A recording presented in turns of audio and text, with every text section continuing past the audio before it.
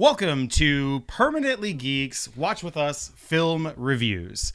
The film we're going to be reviewing today is Batman v Superman: Dawn of Justice. I want to start off by saying, one, this is going to be a spoiler-heavy review. All the spoilers. We are going to talk about this movie. We just saw it, and we're gonna basically just let it all out. Let it all hang out. We just got back. Theater. We are soking wet because it's pouring rain out. It's a bit moist out there. It's a bit moist. It's a little bit. Two, just to let you know right off the bat, none of us really like the movie very much. If you're somebody who's a fan of the movie, and if you want to get in an argument with somebody, get in an argument with somebody else. We're going to be talking about what we didn't like about the movie. If you like the movie, more power to you. We're all not people who think like, this is not Republicans and Democrats. If you like the movie, you like the movie. If you didn't like the movie, then great, listen along. If you like the movie but you're curious about the other side, we're going to talk about the other side because we all hated it, right? Yeah, it was pretty rough. Yeah, it was pretty rough. That was bad. Mm-hmm. That was not a fun fair. movie. That was what I described it on Facebook as 3 shades of fucking horrible. was what I called it. I thought it was really, really bad. From literally the second the Warner Brothers logo shows up and a CG leaf comes floating into the frame. I wanted to start whistling the like Forrest Gump main theme. I wanted to do the little Harry Potter like do do do do do do because ever since like the Harry Potter movies started doing like the Warner Brothers logo does something cool. And it's kind of a staple of both the Batman series and the Harry Potter series to have the Warner Brothers logo do something fun. It wasn't fun. Yeah, nothing about the movie was really very fun. There were 3 jokes in the entire movie.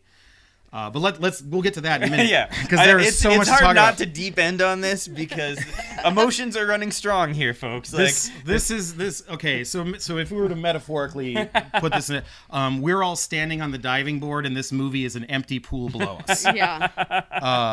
That's the kind of movie we've got here. Now, this is a movie I was not excited to see this movie. I was excited to see it because I was hoping that it would be good. I'm somebody who's like every other Zack Snyder movie I really, really like.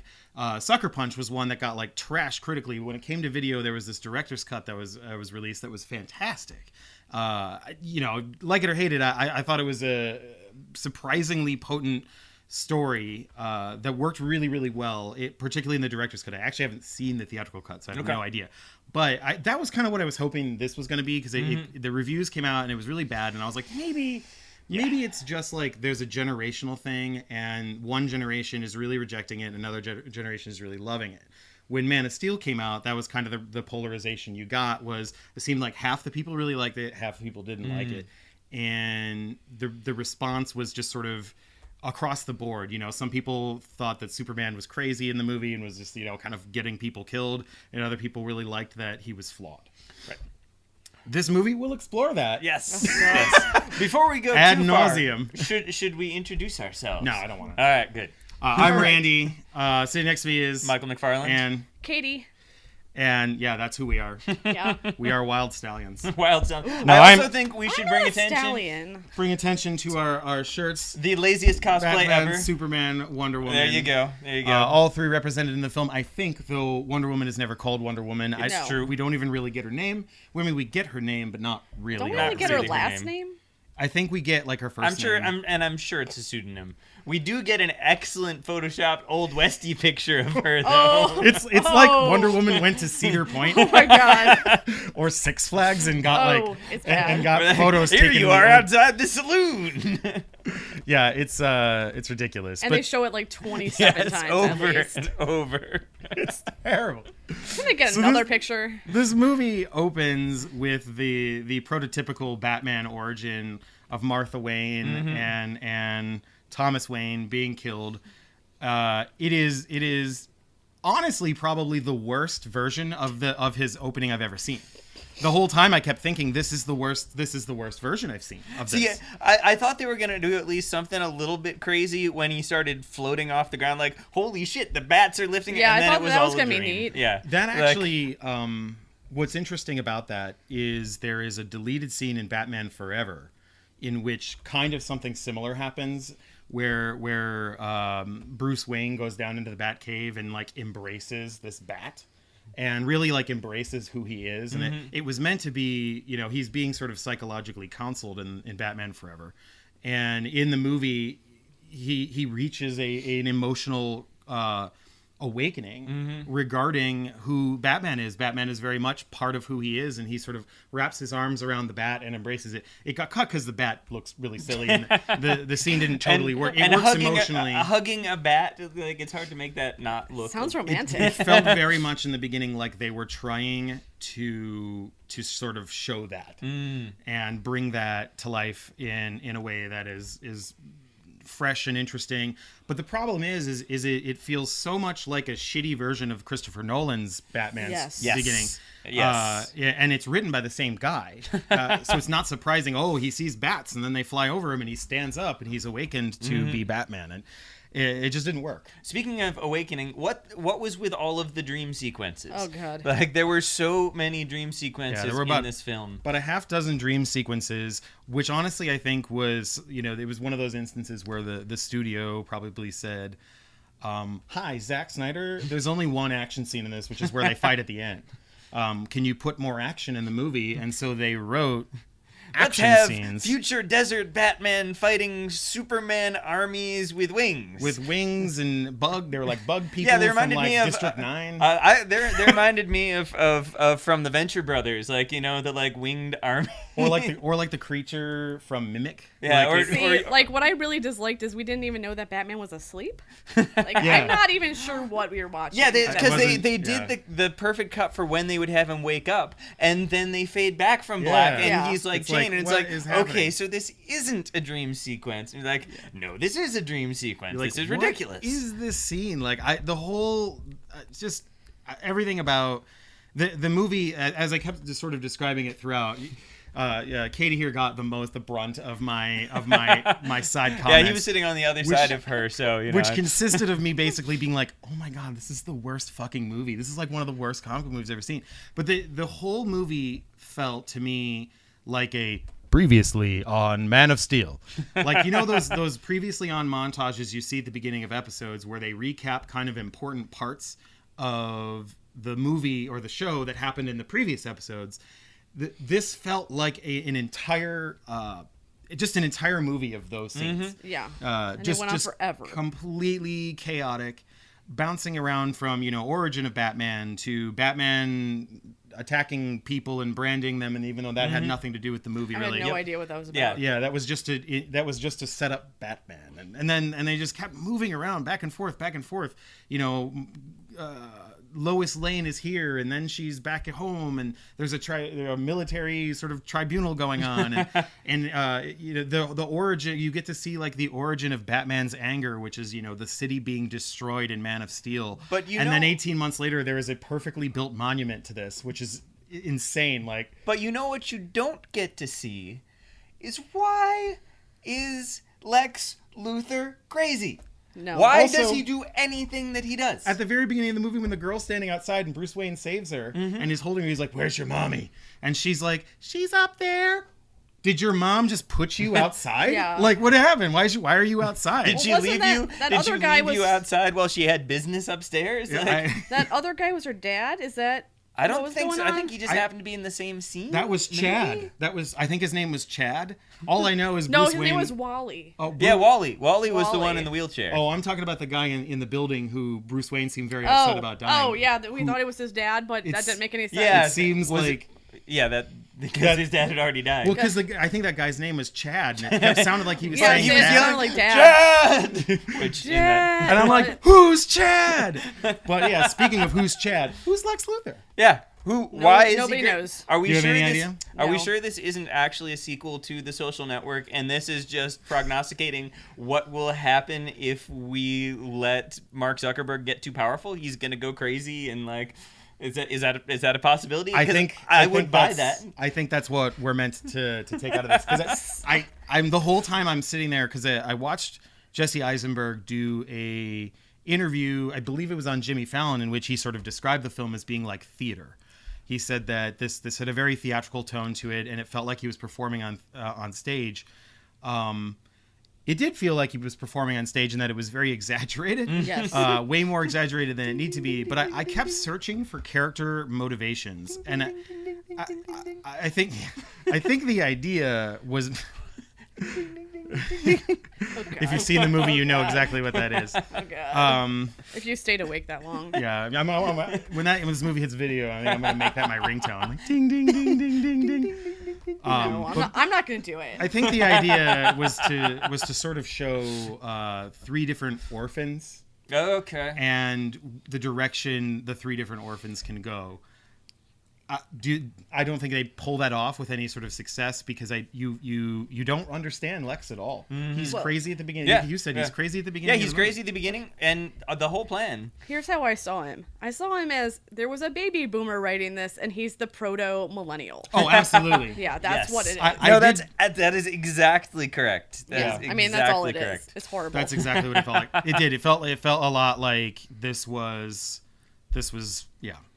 Okay, so Randy, you're a screenwriter. Have you ever had one of those moments where it was just the light shone down from the heavens? You're like, I can make the entire plot of this film hinge on the fact that their mothers have the same name. You ever have one of those moments? I do, but normally it's not something as stupid as that. Okay. Normally it's something a little more like trying to draw a metaphorical angle out of both of them. I think a slower movie. Okay. In which Batman and or Bruce Wayne and Clark Kent are seduced by Lex Luthor, and then both come to the realization they are a cog in the machine. I think that would have been a great story because for me, that would have been a lot better. I've seen a little comparison that Batman and Superman are sort of politically centered on Hillary Clinton and Bernie Sanders being Batman and Hillary Clinton being Superman and Trump being Lex Luthor who is essentially playing both sides and trying to get people to disagree. But who's Ted Cruz? Ted Cruz was all the 20 other characters that were in the movie. Oh, combination of them? I thought that Ted Cruz was going to be the troll in the dungeon that shows up later. Oh yes, the troll! There's a troll in the dungeon. So yeah, if you've seen the trailer, and you probably have, and we've heard many times from different people who worked on the film that no, the trailer doesn't spoil the whole film. It does. It spoils the entire movie. The only good parts. With the sole exception of, again, I'm going to emphasize spoilers here, the fact that Superman dies. Yes. Which, except for not really. me, it would just even that felt like, somewhere Bryan Singer is sitting in a movie theater going, "That's the idea I always steal from Star Trek 2." Because I told you emotions were running high here, folks. Bryan Singer's emotions somewhere. Bryan Singer is standing up going, "That's what I wanted to do because I always steal that. X-Men 2, I stole it from Star Trek 2." Because it totally was Star Trek. Because it was totally Star Trek 2. They Star Trek 2 it. Also, this was something that revealed to me on the ride home was that Wonder Woman is totally responsible for him being killed. Oh yeah, she's the one who cuts. What's his name? What is it? Oh, what is the Abomination. That's what he's called. Doomsday. Doomsday. Abomination. I know, but it's same difference. Yep. Or a troll. Or the troll in the dungeon. Thought you ought to know. It did look a lot like Abomination. It did. It looked a lot like Abomination. Just a touch. And a lot of the trolls that you see in the Lord of the Rings movies. I think it was just like somebody found a hard drive that had that CG troll on it, and they were like, "Let's make it Doomsday." Yeah, why go bother with putting that. the work of making it actually look like Doomsday? Let's just make sure he has no clothes on and and no junk. Absolutely no junk. No junk, guys. He's not the only one who had no junk in this film as Yes. well. No. By no junk, we mean both Zod and Doomsday have no penis. Yes, it is none. seen twice. They are they Ken have dolls. no gender Yes. whatsoever. It's crazy. I guess we were led to believe that Zod was engineered because technically he was engineered, All right. but Engineered to not have a penis? So was probably Kal-El and or Jor-El and his mom. I mean, I would assume that I don't really understand how that world works. All I know is that Michael Shannon got paid what I'm going to guess is a lot of money to play a dead body in a movie. I want dead- that job. A dead Pretty body with awesome. no junk. I don't know whether you have to pay him more or less if he doesn't have junk. Michael there's some Shannon. makeup, you know, Michael so- Shannon has like has a no penis clause, and they were like, "We need to show your penis," and he was like, "No, you don't." So they were like, "Okay," and so they put a Ken doll piece over his. It was over really his weird. penis. It was really He distracting. had no penis. He had no penis. Yep. Not even Neither one. Doomsday didn't even have a butt. Like when they show Doomsday like from behind, I'm like, he doesn't even have a butt. Like he doesn't even have a butt. That's Yeah. true. I don't It was just like understand. pure muscle. There was no actual ass was crack. It was just muscle a lump merges of into rock. muscle. Yeah. It was weird. Yeah. Like, I mean, what is it with I mean, I guess Zack Snyder is still making up for the Watchmen. amount of blue penis in Watchmen. I'd rather see that though. Yeah. I mean, I'd rather see Doomsday just wear pants. Yeah, Hulk Could it you out, just man. put pants on him? nope, Like, does no, that... they don't make him in that size. There were no pants in that No, cocoon. You know that Superman's coming back, even though he Yeah. dies. You know he's Yeah. coming back. You know it's Wonder Woman's fault because she cut off Doomsday's arm, and then it grew into a bone thing that is responsible Yep. for killing. Yep. She's got to be feeling when she's at the funeral. I want when like her and Bruce Wayne are standing together. I want her to just lean over and be like, "I kind of got him killed." Yeah, this was Yeah, totally but my okay, fault. let's This be fair totes my though. fault. She's the only one that's actually doing any damage though. That's I kept true. hearing that she was badass. I didn't really find her to be badass because she just sort of sits out for most of the movie. Yeah. Shows up kind of like Catwoman to kind of steal some shit and then disappears again. Also, while we're on the subject of her sort of being like Catwoman, it is very clear, I'd say, that this was meant to be a continuation of Christopher Nolan's Batman series. With a few alterations, it became something else because it still feels like it takes place in that universe. Yes. It still has this weird sort of tangibility to that universe. Right down to there's a senator whose name is escaping me, but Finch. who has appeared in June Finch. No. Oh, a different one. There's an Sorry. actual senator who's a big Oh. Batman fan who appears in The Dark Knight Rises. Not Mitch McConnell. And Oh, okay. he is also Was I saw that one of the name cards at like the Senate hearing had the last name Purrington, and I was hoping so much that was going to turn into like a cat person at some point. ears. Purrington, Senator Purrington. This Yeah. is cute. Dead. Holly Hunter is in Sorry. the movie. She gets to be Get in it. blown up. She gets blown up. That's Yeah, really what all is there is. the point of her? What was the talks point of a any of lot? it? The movie was sort of, again, it was a previously on, only it was just a bunch of scenes like you were just waiting for the movie to kind of end so that it can begin. Mm-hmm. The whole time Yep. I kept Yep. waiting for the movie to end because I Yep. just kept thinking like, I don't like the story. I don't like where they're going with the story. I don't like anything about the story. I think the story is weak. It all hinges on Batman and Superman basically becoming best friends, like in a really Step Brothers-y, like, And it did we takes- just become best friends? It We takes just became best long. friends. It takes forever. But like, because and there's an inevitability to it. Like that fight should have been in the middle of the movie. Yeah. Like they should have reached that conclusion, and then, but instead, it does exactly what Spider-Man 3 does, where it just hurdles you headlong into the final act. It gives you it dumps exposition that. There's all this electricity, I don't know, Frankenstein bullshit happening with Lex Luthor, who is crazy, and no one's stopping him, and I don't understand anything that's going on. No.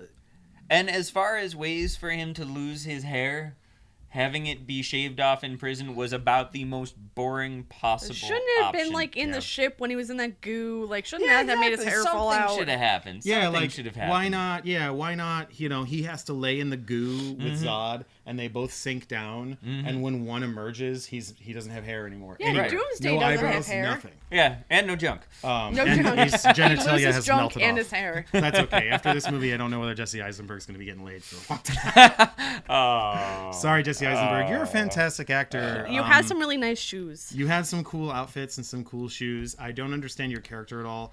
I suspect, Jesse Eisenberg, that this is not your fault. I suspect this is the fault of many, many cooks seemingly trying to make a souffle and failing miserably.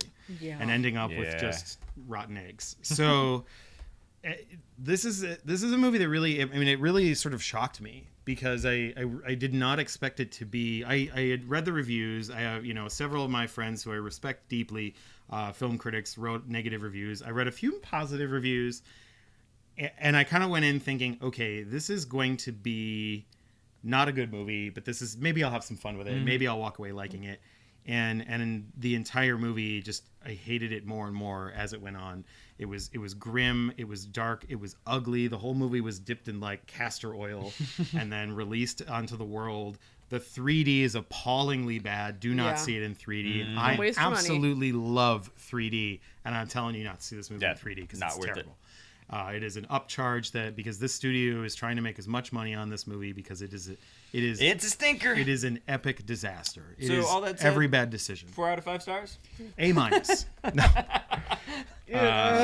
So God, I don't even really know. I don't even know what else because it's just there's everything about it. Katie, thoughts? Superman's cape moved really nice. Yeah, that was nice. Yeah, let's talk about some positives. There were some. His cape was really nice. I like the little pleats in it. Yeah, very nice. That was nice. The fight scene with Batman and the goons, where he saves Martha Kent after he and Superman become besties. He's like, "Hi, my best friend's mom. I'm saving you now." Yeah. That was a good laugh, and that fight scene was really great. It was a shame that they had released that fight scene on the internet, which again was like, this great, because that was the reason why I was excited to see the movie. Is I saw that fight and I was like, I've never seen Batman move like this.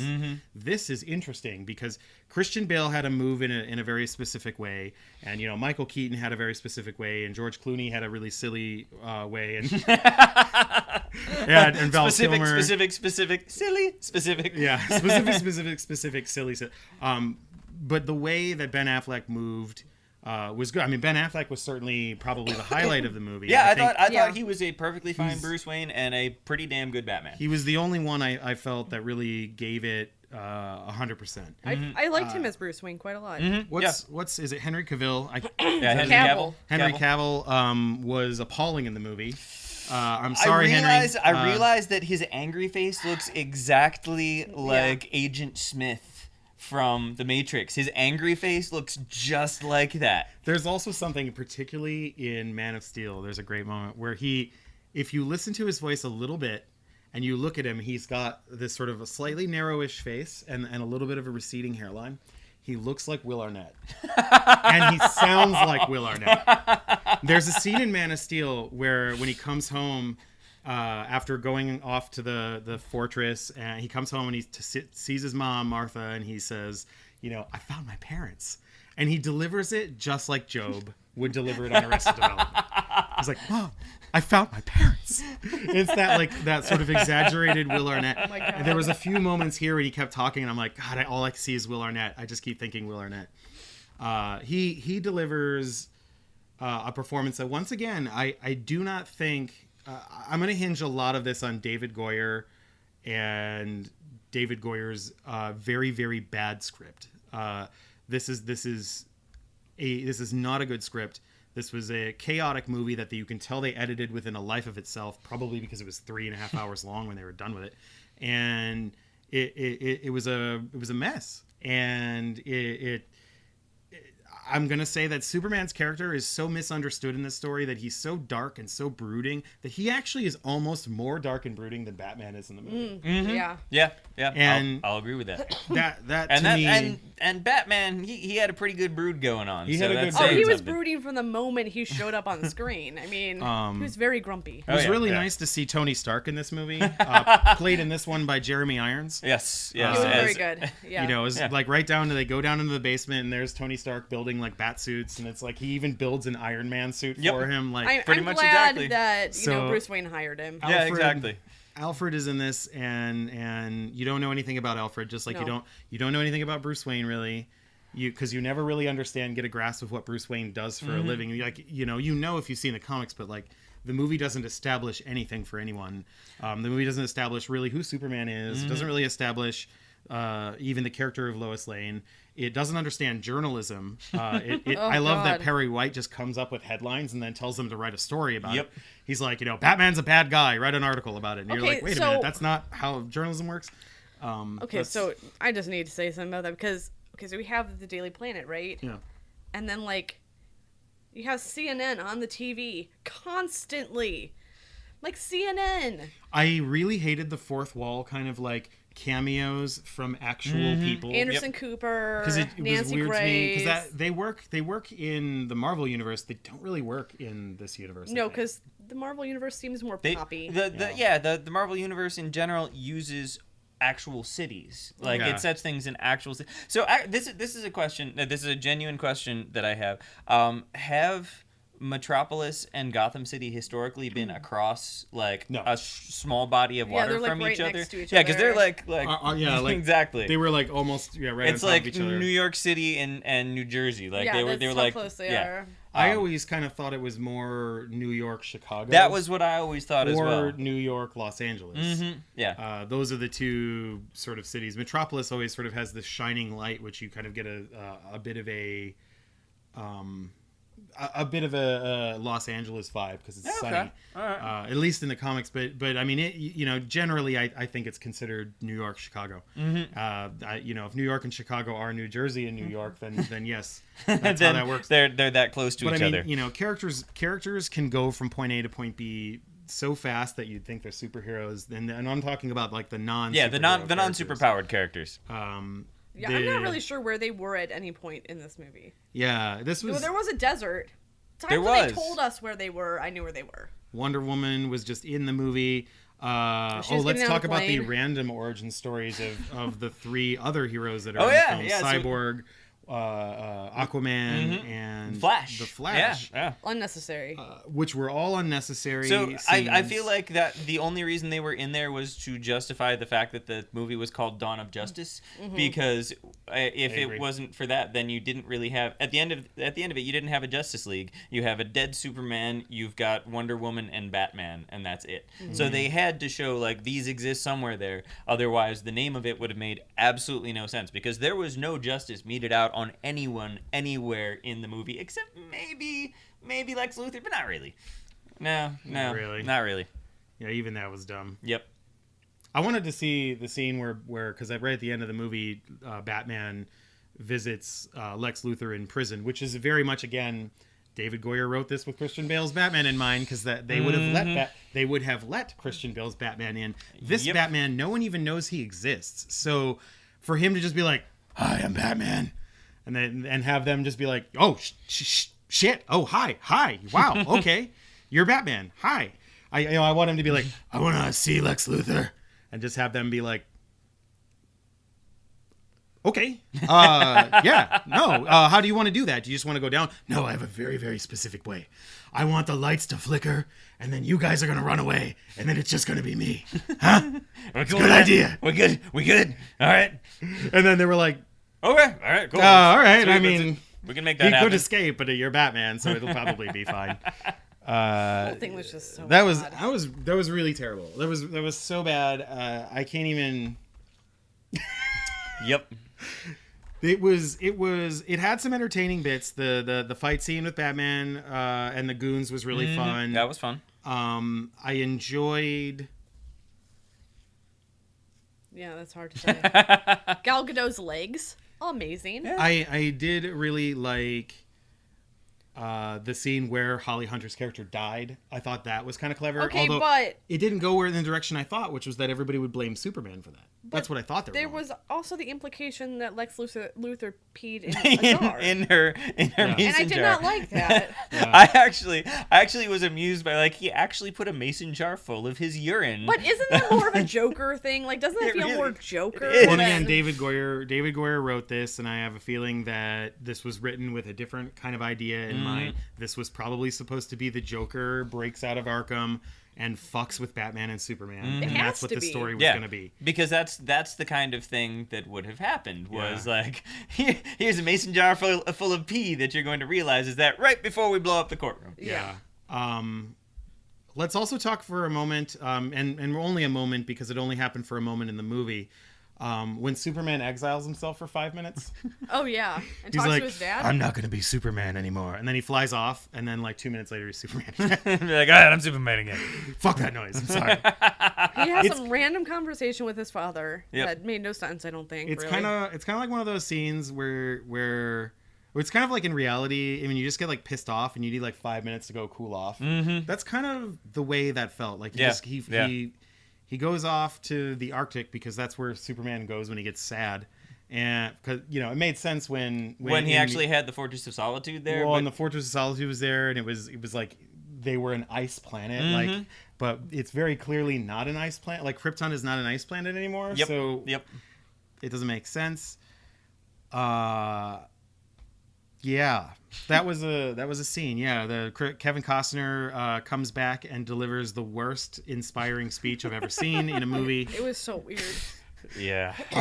Yeah. I genuinely, like, this upsets me on a multitude of levels. It upsets me as a fan of the series. I like Batman. I like Superman. I was really excited to see Wonder Woman. I was excited to see Justice League begin to formulate.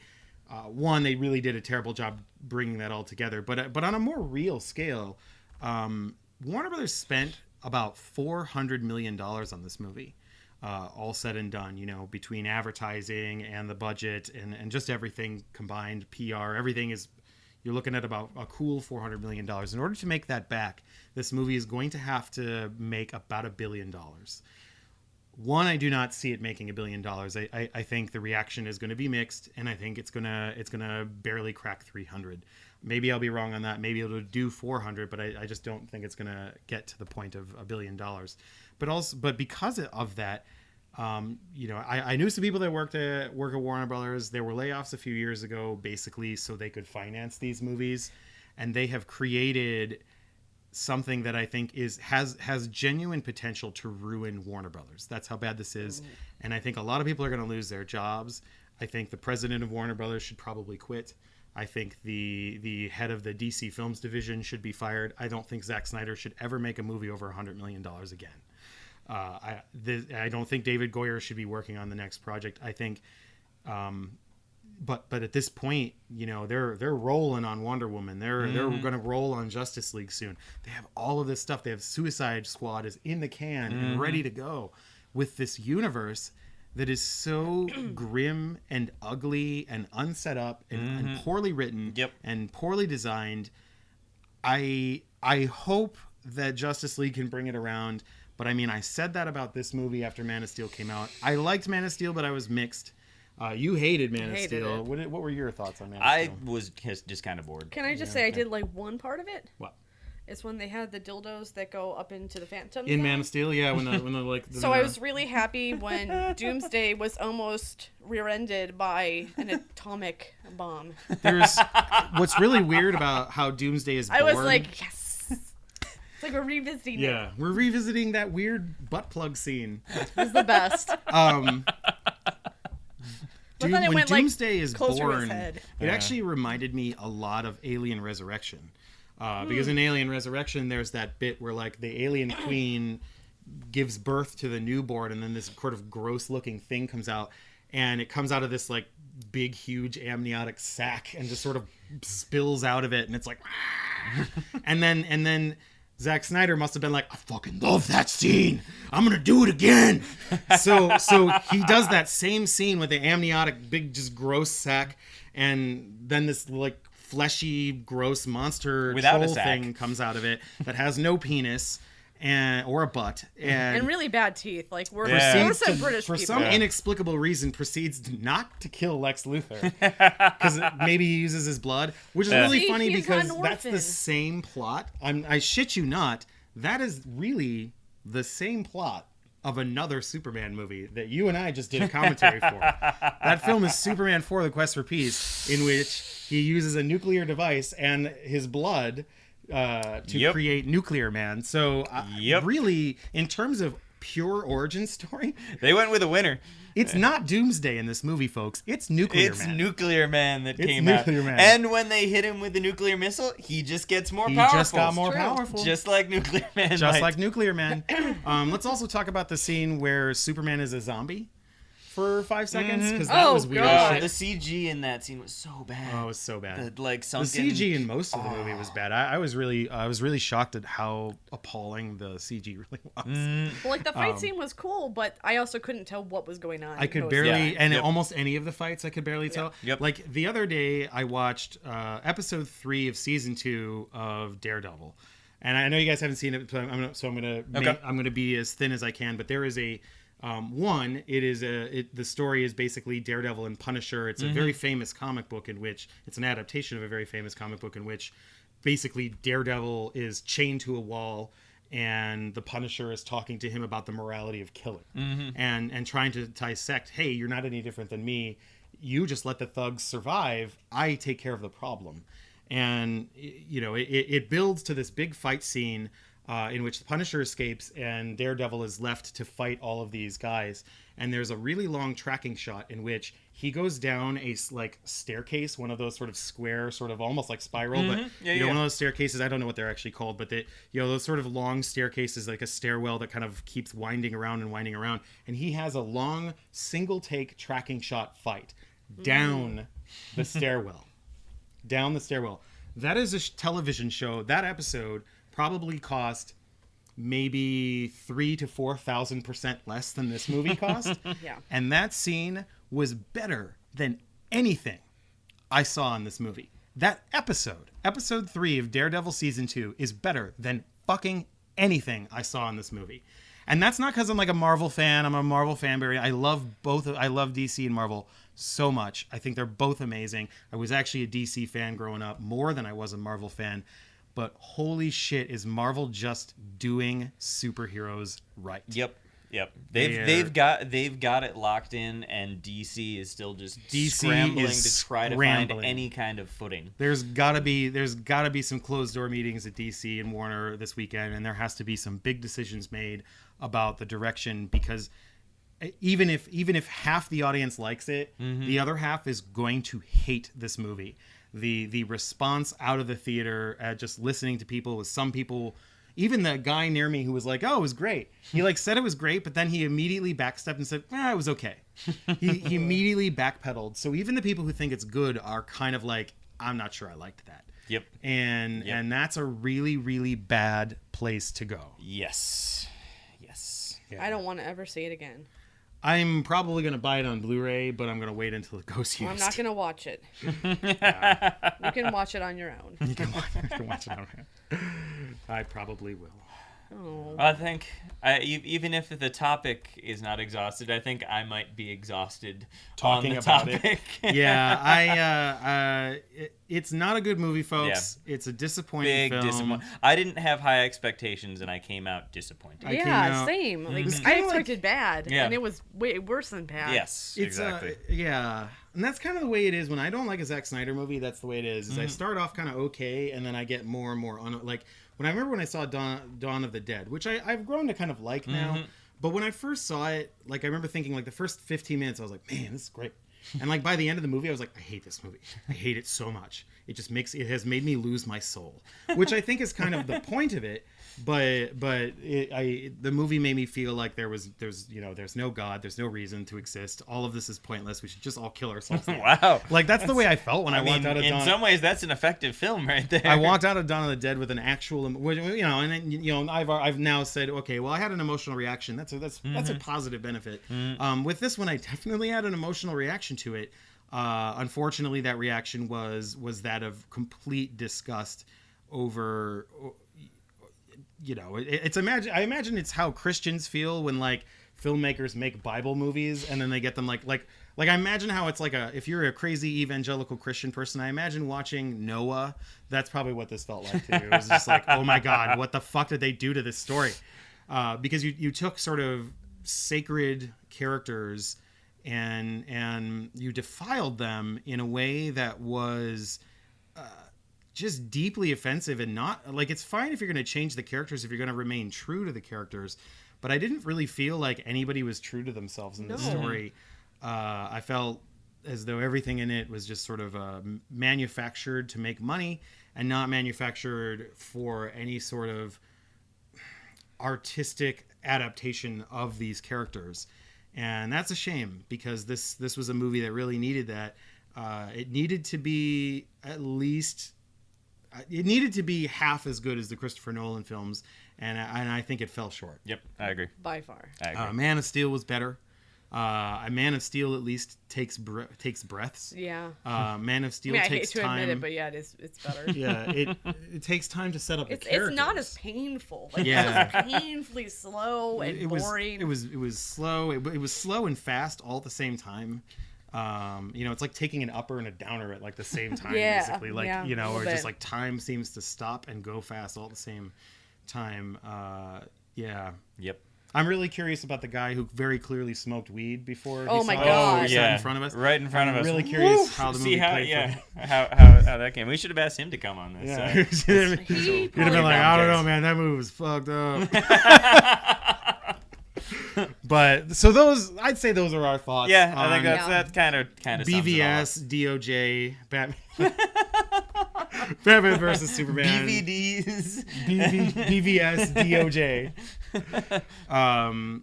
So Batman versus Superman: Dawn of Justice. I can't say I recommend seeing it. If you want to see it, go ahead, see it. If you like the movie, don't yell at us down in the comments. Explain why you like the movie. Let us know what you I like wanna about know. it. I want to know You know, what you liked about it. I'm open to other viewpoints. Yeah.